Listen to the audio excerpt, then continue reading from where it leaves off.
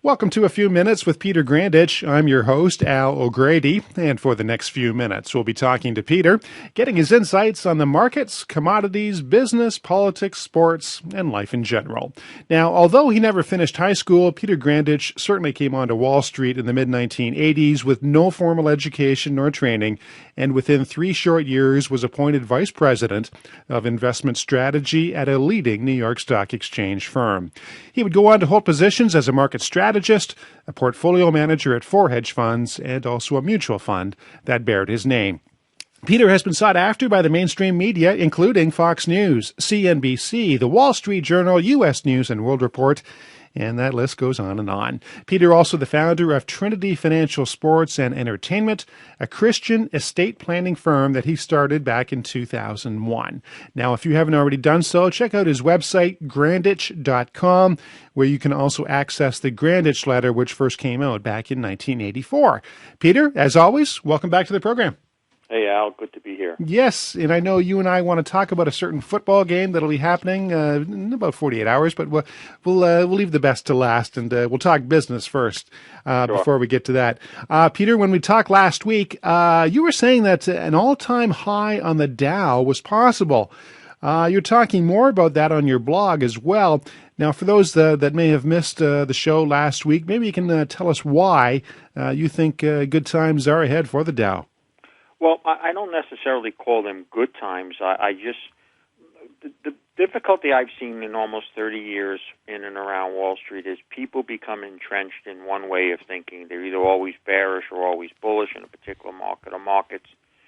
They don't have the ability to change, even though their internals may say one thing, but the markets say another. And my actions have been fairly consistent. In the late 2007-8, I turned extremely bearish on the market.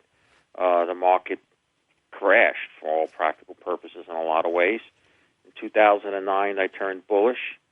After the election in 2010, I guess I would say I was neutral, but one of the things that I didn't do, despite a lot of encouragement and many of my peers doing it, and that was continuously short the market. And then late last year, I felt the market was due for a rally and took off into the new year. I said the least resistance was up.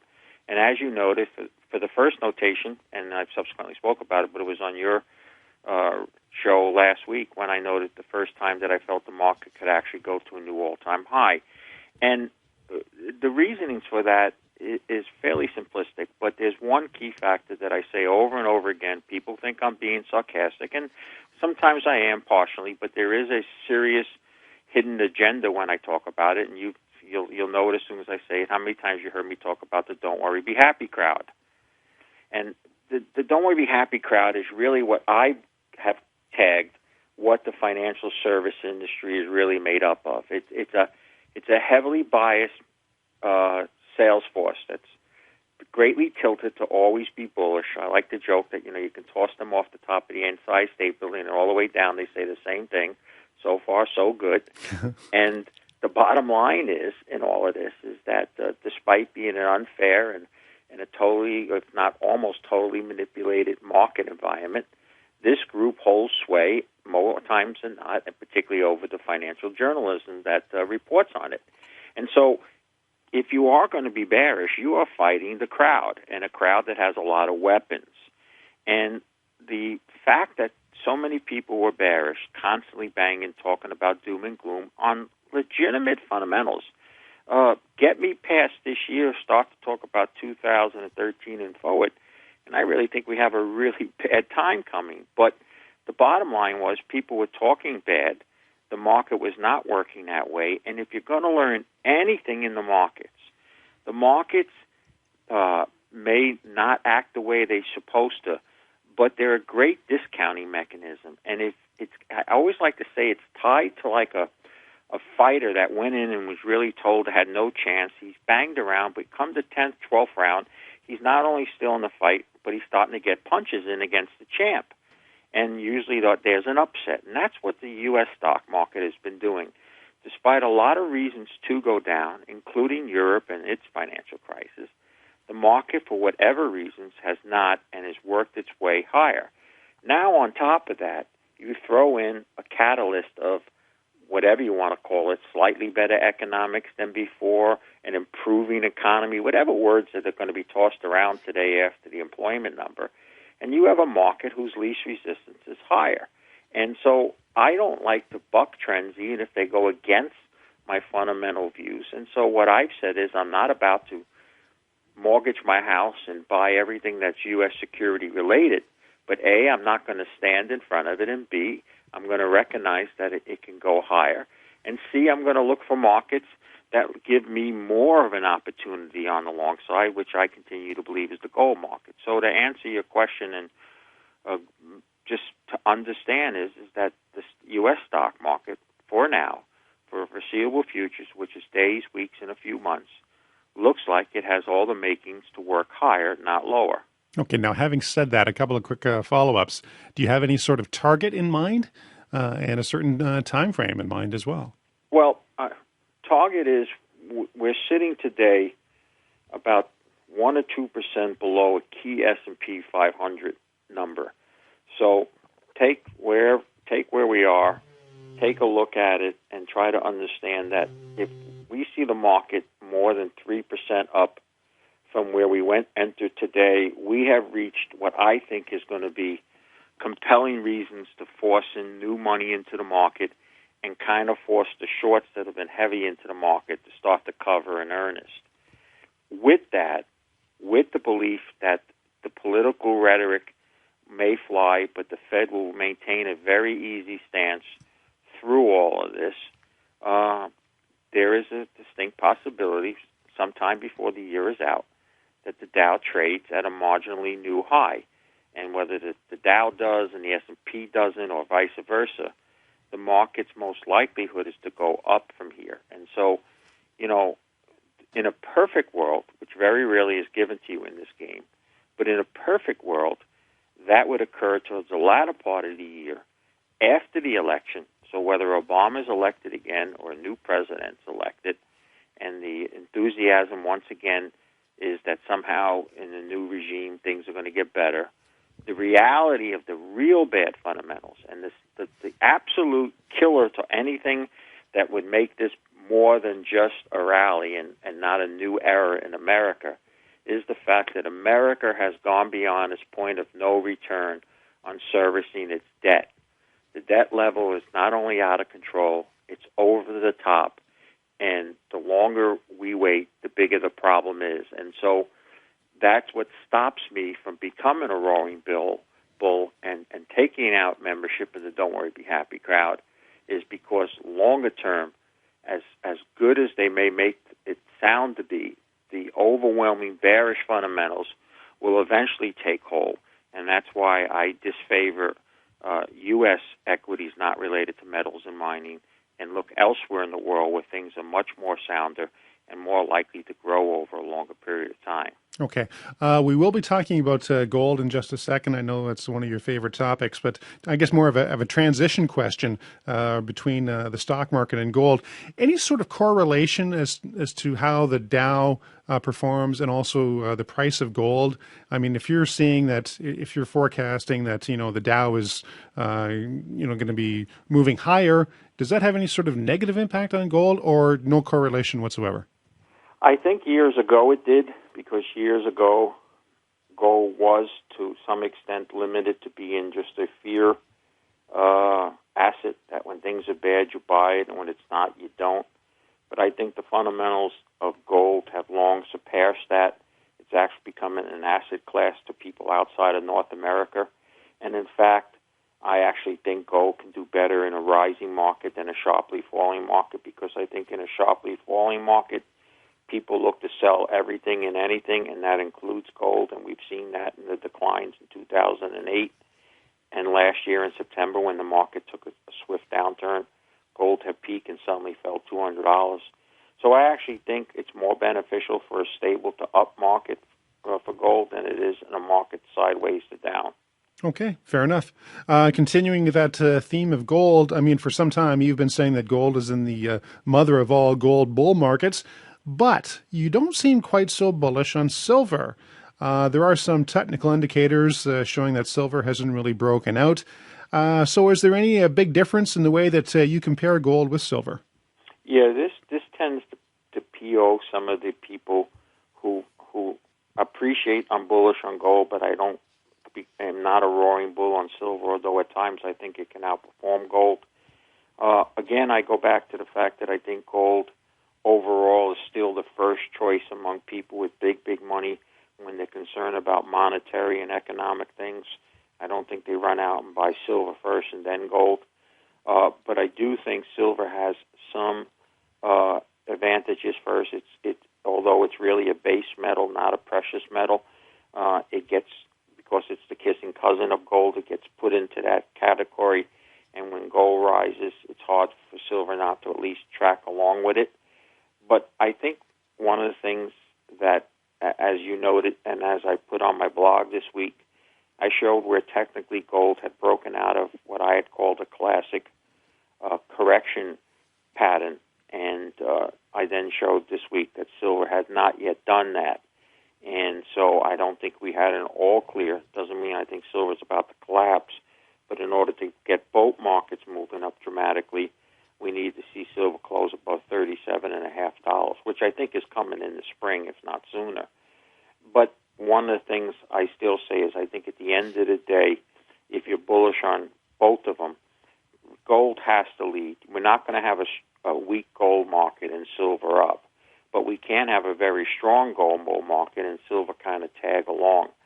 Now, there's always talk about manipulation, but one place that it looks to even be insanely implied is in the silver market, and I think there's been enough circumstantial evidence to demonstrate that. That's good and both bad news because we haven't broken the back of that group yet. Now, they were starting to get broken when silver was approaching 50, but as they always manage to do, they find a way to get out of it without being totally crushed. I think silver will follow gold in this move higher, and if and when, because I can never assure things in my heart it's going to be higher, but there's always the possibility it won't. But when we get a close above 37.50, then I think we could actually see silver take off and actually lead gold for a while. But all in all, I like to own gold first and then silver second. Okay, similar theme. I'm not sure if I'm putting you on the spot. I'm not sure if you've had a chance to look into this. A similar theme, platinum and palladium. Are you following that at all? And is there any sort of parallel between gold and those other metals that I just mentioned? Yeah, there's really no individual investor interest in platinum and palladium like there is in gold and silver. There are people buying gold and silver, but very few buy platinum and palladium. It's mostly industrial demand that moves them. I follow them enough to know a long-term perspective, but I don't look at it intraday or even day-to-day. There's not really any pure plays in them outside of South Africa and a couple places where people continue to think they can find platinum out of South Africa and Russia. So I don't follow them enough to feel an authority as I do in gold and silver. But I think pretty much their markets are pretty well balanced between supply and demand, and that's why we don't see as much fluctuation. And I certainly don't think people rush into them as they do for the reasons they do gold and silver. So I do think they're truly separate, and they trade more on just general industrial / investor demand than anything else. Okay, let's move our discussion to base metals. Let's start with copper, follow up with zinc, and maybe also what you think is the best base metal for 2012. Well, when we ended 2011, I told you I thought zinc was ready for a good rally. It was down at 85 cents. It's probably rallied up to 95 cents or so as we speak. I think it'll eventually get above $1. I think copper continues to demonstrate that anybody who was looking for it to go substantially lower and back to the days when it either sold under $1 or $1.25 or $1.50, those days are long gone. I think the absolute worst downside, and I don't even think it's coming, but if I had to pick one, it'd be the 250, 275 area. But I don't think we'll even see it below $3 for the next several years. There's a little bit of a debate now on its near-term movement. Some say China has done much of its buying, and they won't be in the market for the spring and summer. But I think also what happened now is, not as we've seen what is being perceived as a pickup in the economy, U.S., and God forbid it starts to even appear that way in Europe, I think copper, can get above $4. But I think everybody in the copper business, my personal largest holding is in an emerging copper play in Arizona, and I can tell you, be thrilled for the next 3 years if copper was $3.75 or $4. When you can bring copper out of the ground for 60 or 80 cents, you can make a lot of money that way. So I think copper remains the favorite base metal. I think zinc is the second, and I think most other base metals will be flat to slightly higher. I don't think there's a roaring market in them yet, but they did make their I think, cycle lows last year. Okay. Moving on to U.S. Treasuries. I'm assuming you're still eager to short them once they reach a certain level. Is that still the case? Yeah, I keep hoping that they would make a new low in yield and high in price down around 170 on the 10-year. Now, of course, we were going down to about 178 earlier this week, but this news of the economy bouncing today has the 10-year trading up towards 193 as we speak here just before noon. And I feel, am I smart doing this because long-term I really dislike them so much? But I know the Fed is in such an easy mode, I don't see the market super selling off either and getting much above 2%. So I'm still trying to time it. But the one thing I advocate, and if I miss it and somehow yields do go straight up from here, I think avoiding buying any new bonds in this area is the best move anybody can make, because I think they will end up being the worst investment over the next 10 years. So in other words, if you bought gold today, the U.S. stock market today, a currency today, or a 10-year Treasury bond today, I think 10 years from now, the worst performing of them will be the Treasury 10-year note. So I think they're a total void, and if opportunity presents itself, go short them.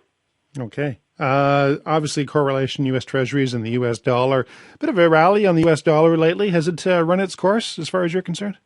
Yeah, I mean, even here today, with a pickup in the economy and, the euro still in question, the U.S. dollar index can't even get above 80. So, this is a dead count bounce in a market that's terminally ill. And like I said, it may get a lease on life for the rest of the year, because with a little pickup in the economy and people hopeful that whoever gets elected somehow has a magic wand, as they did when Obama came in his first term, maybe the dollar doesn't sell off dramatically. But when the day of reckoning comes, and it's coming to America, it's just a question of when, the dollar's going to go in the tank. And so there's, despite everybody and his mother seemingly in November, December saying, get on board, and new mega bull market was born in the dollar, I don't see it. So it may not be going down a lot, but it's certainly not rising when it should be. And therefore, it's neutral at best. And so I continue to avoid it. And if it did rally a little bit more, I'd actually look to go short. And as you know, and I can't emphasize this enough, I would sooner own the Canadian dollar before I own the U.S. dollar. And that's really because of our fundamentals and the metals that we have and natural resources and oil, I think, in our backyard.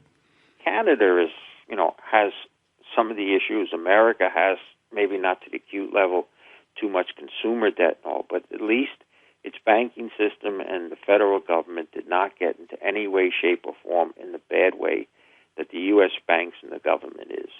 Also, Canada, or whatever you want to call it, as a Canadian, you're self-sufficient. I mean, Canada can fuel itself and feed itself. The United States, I don't know about that. And I think this horrific move so far by the Obama administration, and one of the reasons I hope he doesn't get elected, because I think a Republican would change this, is this pipeline. I mean, the resource is going to go somewhere. If Canada can't sell it to the U.S., they're going to sell it to China. That's right. And the bottom line is America is not self-sufficient. And I also think America has, I don't want to say turn its nose up to its neighbor to the north, but I don't think this administration has demonstrated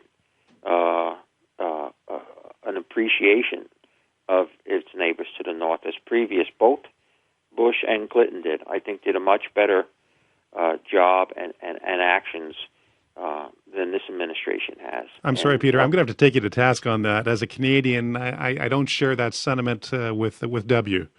I think we had excellent relations with Clinton. I'd say there's certainly a lot better with Obama, but I don't. As a Canadian, I don't see that with George W. Bush.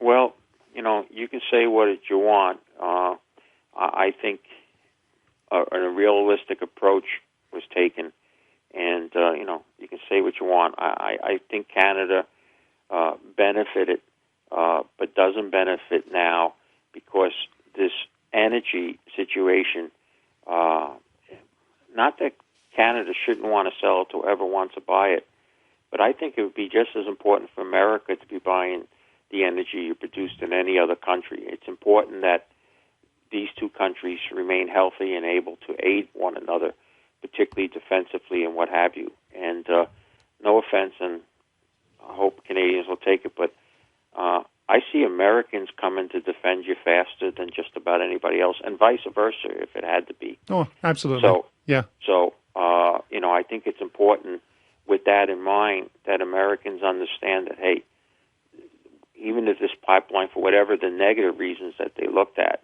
we need to overcome that because it's important that we be the buyers, not others. And you know what, Peter? I will bet you more than a cup of coffee. It's not a matter of if; it's a matter of when that pipeline does go ahead.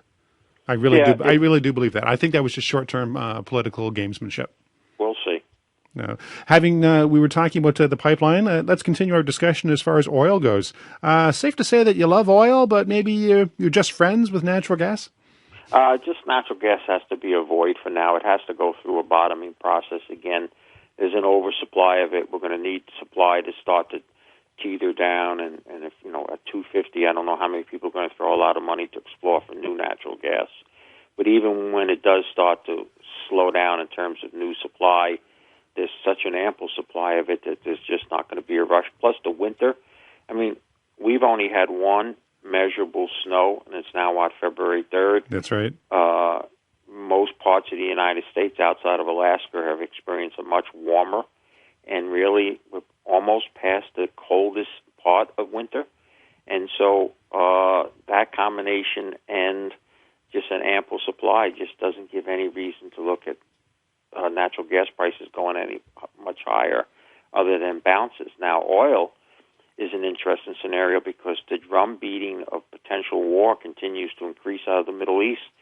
We're looking at stories today where our Leon Panetta is talking about he sees Israel attacking Iran as early as April, and we're seeing a lot of reports out of the Middle East of this coming to an end, and of course Iran is flexing its muscle. So, I be long oil, but I just don't think there's any reason to get on board the bullish camp yet for natural gas. Especially when Iran is, being a little bit more aggressive in the Strait of Hormuz, where 20 to 30% of the world's oil goes through there. I just think and what I think opens up the possibility if there's an attack is it'll give the people who are enemies to Israel surrounding it cause to increase their confrontations, and soon you'll see, missiles coming from Lebanon, Syria, and Israel attacking back, and all those things in the news would buffet the oil price and probably give us a run to 115 or 120, and then people be concerned about what that does to the feeble economic recovery and all that type of stuff. So I think continuously oil is, this 95 to 100 is kind of like coming to bottom end, and eventually we'll try a move up to the upper end, which is like 115, 120. Okay, we've pretty much finished our discussions from a macroeconomic perspective. Go to a micro perspective. Some individual companies. Any individual companies on your radar that you'd like to share with us right now? Well, I'll go through my biased Grandich client list.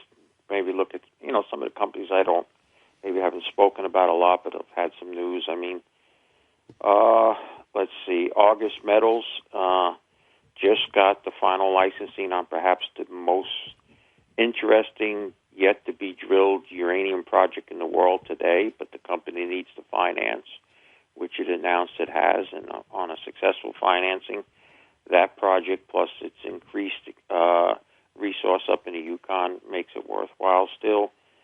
Crosshair Energy, which announced a private placement today, which I plan on participating in. The uranium stocks have clearly rebounded. The uranium story, I think people starting to realize, has not really been disturbed other than the horrific accident that kind of brought things cup half empty for last year, but they've come back strong, and I think Crosshair Energy is going to continue to do well. There's a little super high-risk company that I just bought shares in that's a client of mine yesterday, Enatopia, who has a yet-to-be-drilled, very early stage, but potentially major grassroots project. Let's see, Garibaldi Resources is finally going to hopefully have some drill news and could put it back on the map.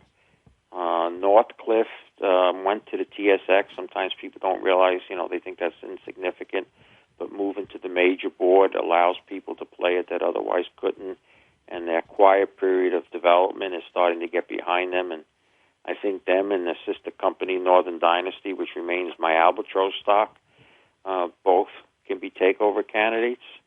Spanish Mountain Gold, just, again, much of the risk is being taken out of this project. The stock price seems to be more undervalued because of that. And then finally, I love the iron ore play in Quebec and Labrador, and even Zone Resources, a little penny stock we got involved with, is perking its head up because of its drill results and the belief that more and more interest is being shown both by the Quebec government and the Chinese in that area, and Zone Resources with such a low market cap probably even looks interesting to some of the other players up there, including a couple of clients of mine. So, I just think the whole junior market, the tremendous washout we had last year was painful, but it actually set the stage for a more credible and longer-lasting rally, which I think we're in the midst of.